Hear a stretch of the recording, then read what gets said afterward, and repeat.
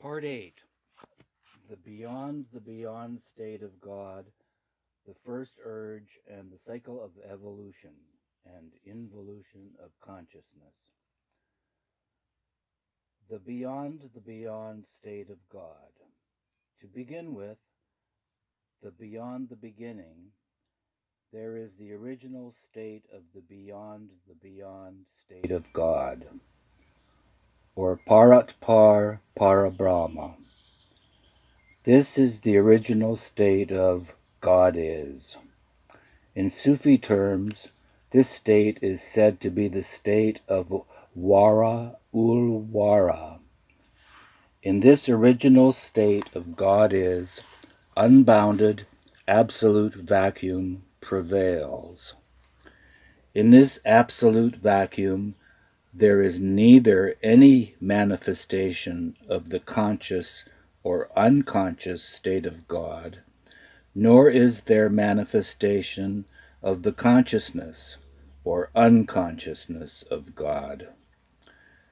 Neither is there the unlimited I, the divine ego or the universal ego, nor is there the limited I or the individual ego. Neither is there universal mind, nor is there limited mind.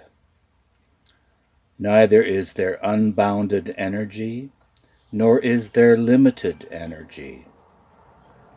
Neither is there the universal body, the Mahakarana Sharir, nor is there the limited body. Neither are there universes, nor are there worlds.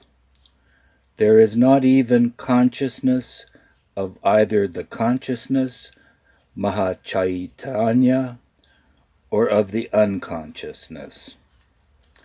This state is absolutely the original, unbounded, absolute vacuum state of God.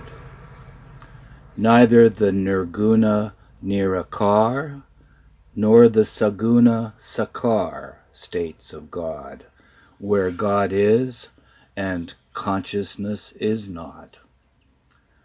When it is said God is, it describes the state which prevails beyond the beginning of creation.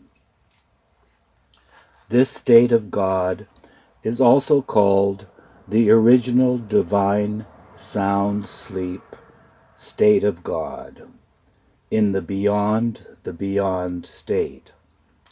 The God is state is the state of infinitude. Infinitude, by virtue of being infinite, is everything.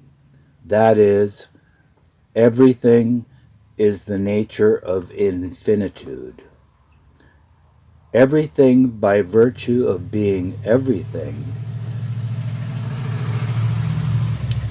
embodies even nothing, or else everything can never mean everything.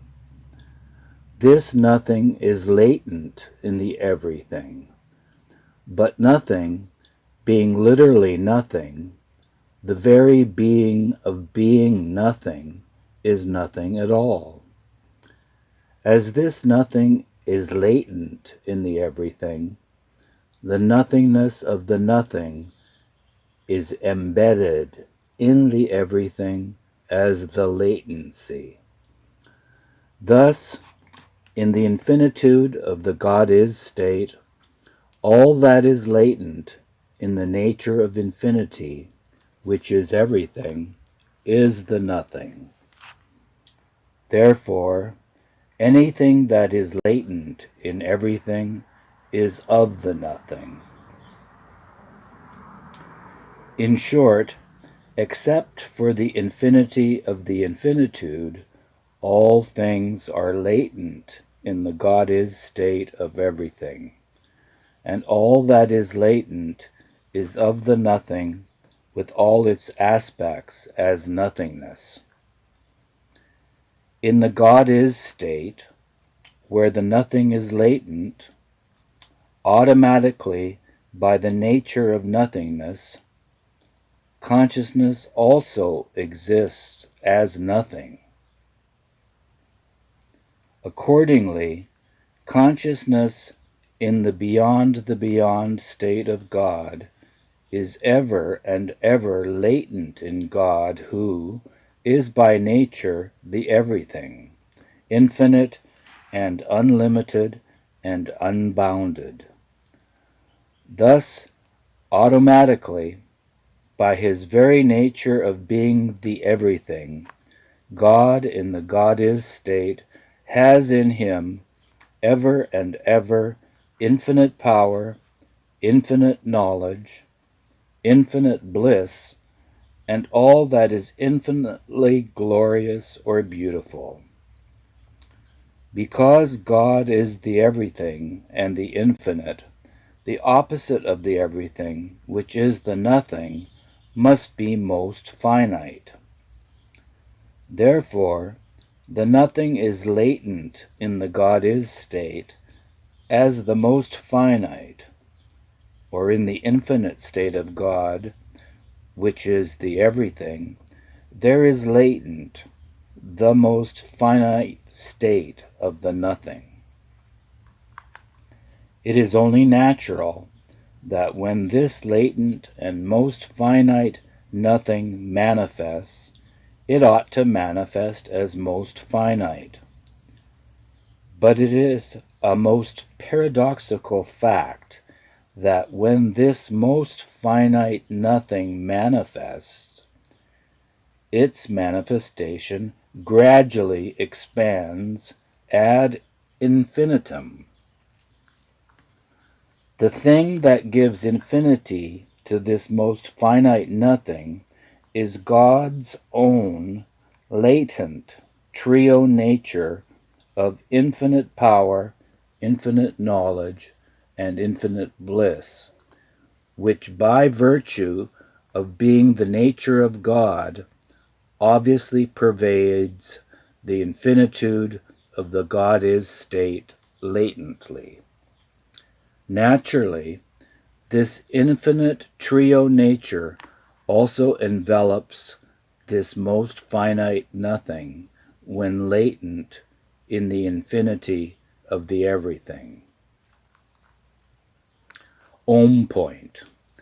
Therefore, when this most finite nothing becomes manifested as nothingness, the manifestation of the most finite nothing, closely linked with and stretched forth by the simultaneous projection of the latent, all-pervading, infinite trio nature of God, gradually expands ad infinitum and gets apparently manifested as infinite nothingness, or the creation, and hence the universe of nothingness, which is illusory, can be called God's shadow, and, God being infinite, his shadow is also infinite. The whole creation has come out of the nothing. Out of the nothing, two things have emerged: evolution and production. Out of the nothing, 7 states of gas came into being. The 7th evolved state is hydrogen. Out of this 7th gaseous state, evolution and production came into being. Creation can be reconciled with evolution because all is in 7 stages. 7 stages of production, 7 stages of evolution, and 7 stages of involution. So it is said that God created the universe in 7 days.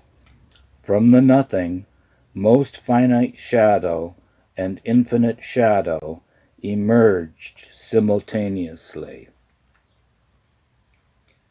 When it manifests, the nothing which is most finite and latent in the everything, projects out from a most finite point in the everything where the nothing as most finite is embodied.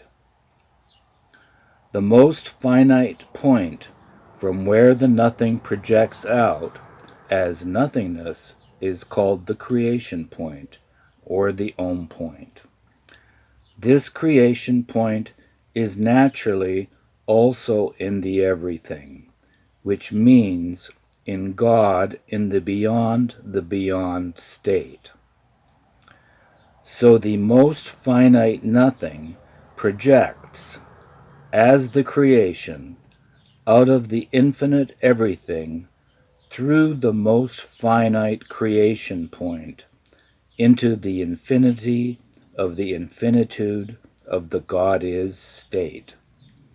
In short, when the most finite nothing gets projected as nothingness through the most finite creation point, which is also in the infinity pervaded by the infinite trio nature of God, the projection of the most finite nothingness, closely linked with and upheld by the all-pervading infinite trio nature of God, gradually expands ad infinitum and manifests apparently as infinite nothingness or as infinite creation.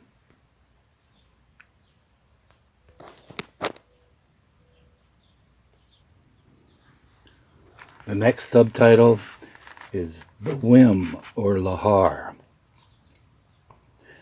The cause which led the most finite nothing, latent in the infinite everything, to manifest itself as infinite nothingness, is the original cause called the cause.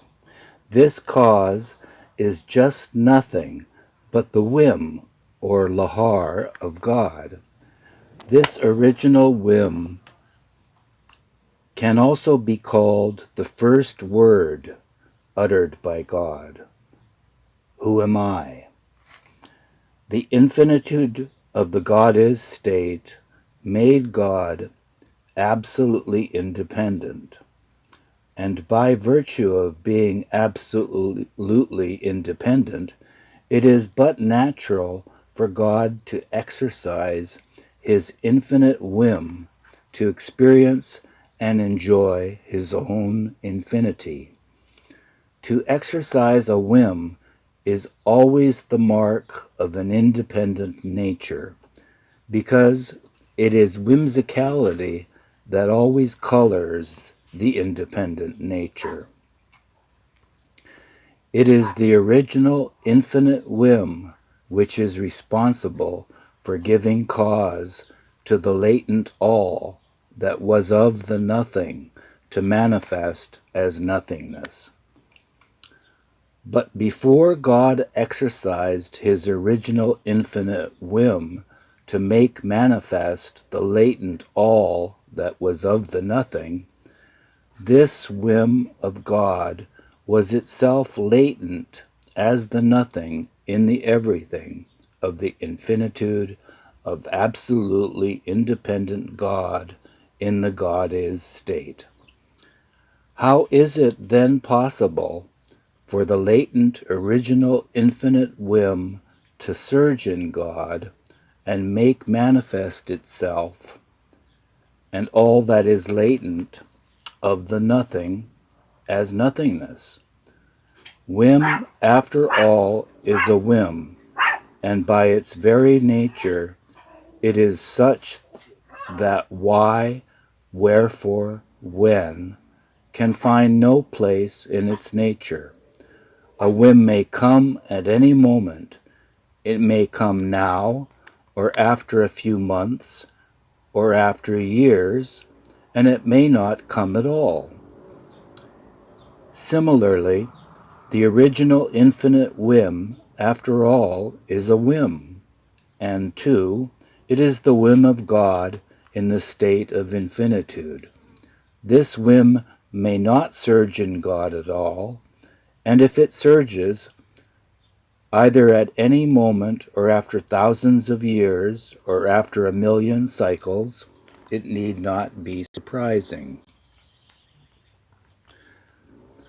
Page 79, we have a chart titled The Original Whim, Chart 2. Beyond God is state, unconscious of self and of illusion. Then we have a semicircle dividing between the next stage, which is beyond God, conscious of self and 3 infinite aspects, but unconscious of illusion, no pattern or design, since there is only oneness. We have another dividing semicircle to the next stage, which is God, creator, preserver, destroyer, conscious of illusion, unconscious of self. Another semicircular dividing line, and we have the next stage, which is illusion. Same pattern and design, but innumerable and varied forms of display. Then we have explanation of a symbol, which is the original whim surged, and God as creator, preserver, and destroyer manifested with his paraphernalia. And that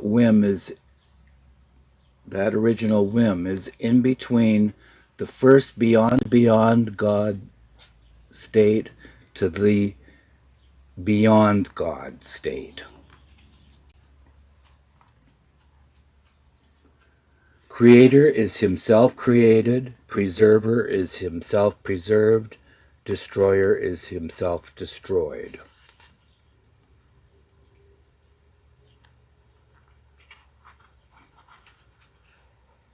So that chart was in between 78 and 79. Here we are at the top of 79.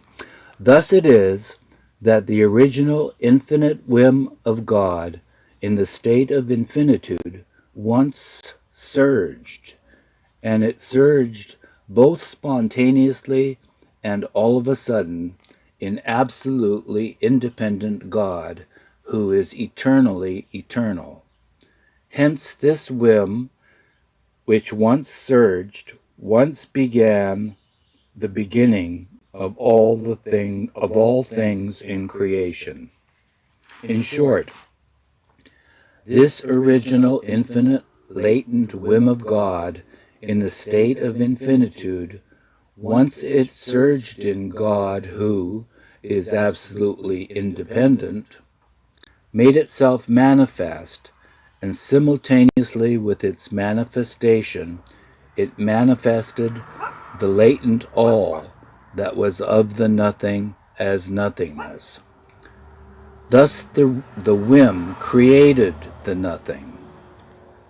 Let us recapitulate how infinite nothing came out of most finite everything. God beyond is infinite everything. Infinite everything may be compared to an infinite limitless ocean. Therefore, this limitless ocean is infinite everything. Thus, every drop in the ocean is most finite everything. In short, if infinite ocean is infinite everything, then every drop of the ocean is most finite everything. Before the whim surges in the limitless ocean, and before creation is manifested, the creation point, Om point, through which the creation is ejected, is itself in the limitless ocean as infinite everything, because prior to the surging of the whim, perfect tranquility prevailed and pervaded the limitless ocean. There was no question of drops of the ocean, and there was no separateness. There was limitless ocean as infinite everything. At the instant when the whim surged in the infinite everything, the creation point, or Om point, manifested as most finite everything. Infinite nothing was latent in the infinite everything, but when the whim surged, the infinite nothing got manifested through most finite everything, which is the Om point. Thus, through the most finite everything, the infinite nothing is ejected gradually, manifesting itself as expanding ad infinitum. Simultaneously with the projection of the latent nothing and with the manifestation of nothingness, the consciousness which existed as nothing, latent in the infinitude of the God is state, also got projected and manifested itself gradually as the consciousness of God, and made God experience himself as God the Creator.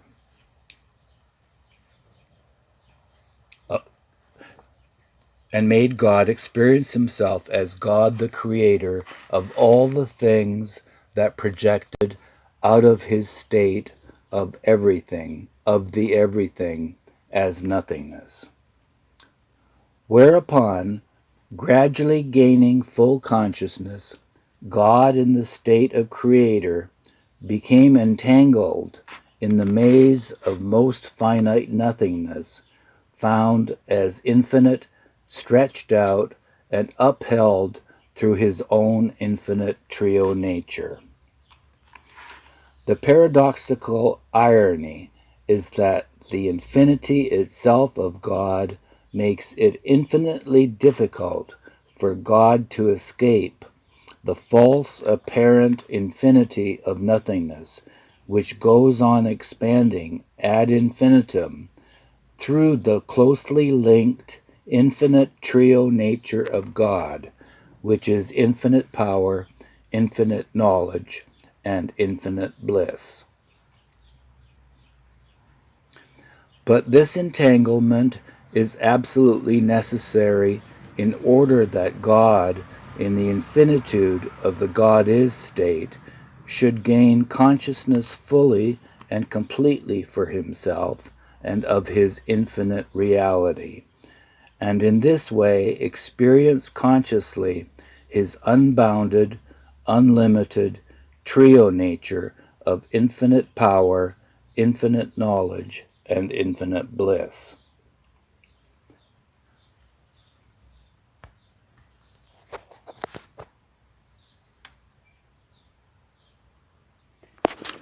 Here I'll read the note number 17 for page 80. It's titled Paramatma is Infinite and Everything. Paramatma is infinite and everything. All Atmas are in Paramatma. Some Atmas experience the gross world, some experience the subtle world, and some the mental world, and some experience Paramatma. As all Atmas are in Paramatma, they also have these different experiences in Paramatma. Those who experience, the experiencers, and the very experiences are all in Paramatma. Although the experiencers and the experiences are in Paramatma, they are not of Paramatma. They are of the nothing. Paramatma is the everything, and the nothing is in the everything. Hence, the Atmas that are conscious of only Sharir, Pran, or Manas are not conscious of self. In other words, such Atmas are conscious of the nothing and not of the everything.